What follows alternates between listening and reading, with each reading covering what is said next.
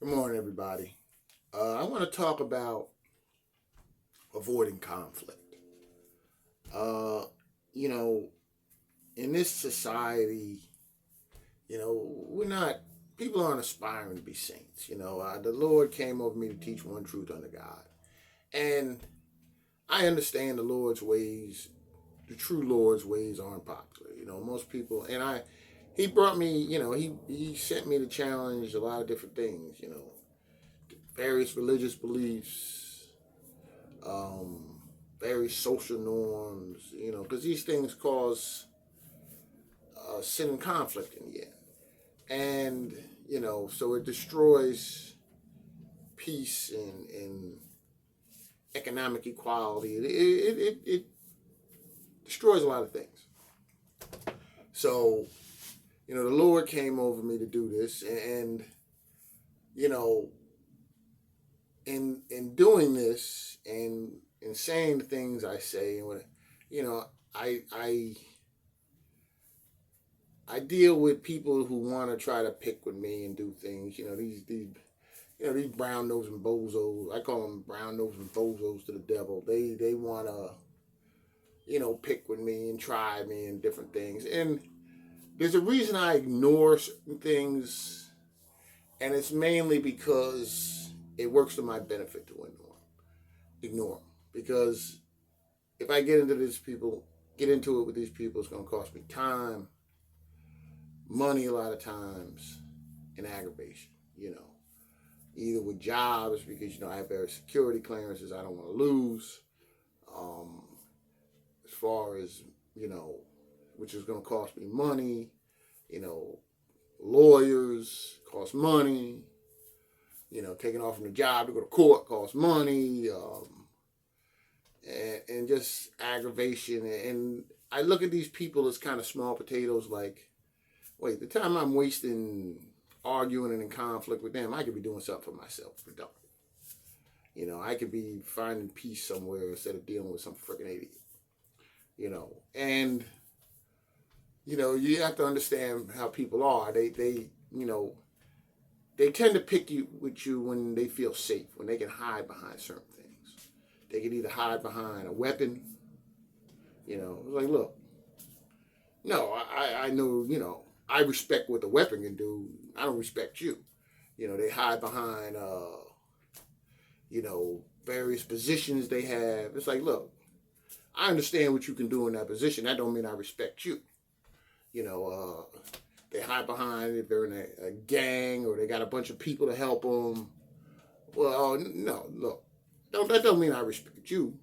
Hell, you can get a Girl Scout or a kid in a wheelchair to come talk crap to somebody when it's 10 on 1. That don't make you tough or anything. That just means you got a lot of people to help you. So, various conflicts I try to avoid, because, same with if you dealing with some guy, because gang culture is big, yeah, so you get some punk joker, he in a gang. Now he want to start with you. Now you beat him down. Now what's this punk behind joker gonna do? What's this punk ass gonna do? Okay, he gonna run and call his boys to come after you because he got to try to get his manhood back. You know what I mean? So and that don't make him tough. That just means he can call a bunch of people. I mean, let's face it. If you got so many people coming at you, what can you do? Because you always get these punk jokers. They want to talk all kinds of crap, and all of a sudden, here they come with a bunch of people to help them. So and I've learned that conflict. I've seen times when conflict could have cost me. I mean, like a lot, and I was like, so that's why sometimes you got to look at things like you got to look at some of these idiots as small potatoes in the big picture, because a lot of you get a lot of brown nosing bozos out here that they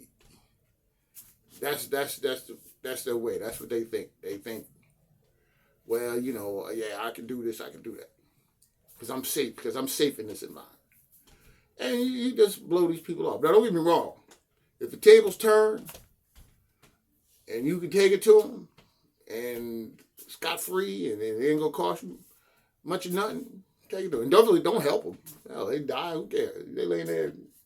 Who cares? They ain't important. One less aggravation in your life. Because like I said, you know, you got to tolerate idiots in this godly world. That don't mean you got to respect them. So and with a lot of people, their ungodly ways, basically, they're either kissing up and catering to somebody with money, power, and fame, or they want to do any old dumb nonsense under the sun, and they don't care who it hurts or aggravates. And then when the tables are turned on them, then they're so wrong. Well, no, you reap what you sow. When you like it, when it works to your benefit. You gotta like it when it don't work to your benefit. So that's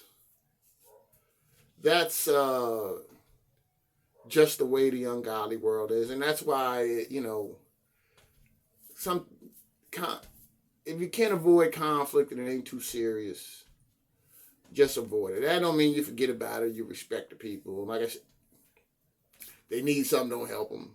And sometimes even when I just give them an excuse. It's like, look, I know you're a freaking asshole, but in the name of arguing and hearing all the lying, and I don't remember this and I don't remember that, because trust me, people don't like to remember what don't work to their benefit.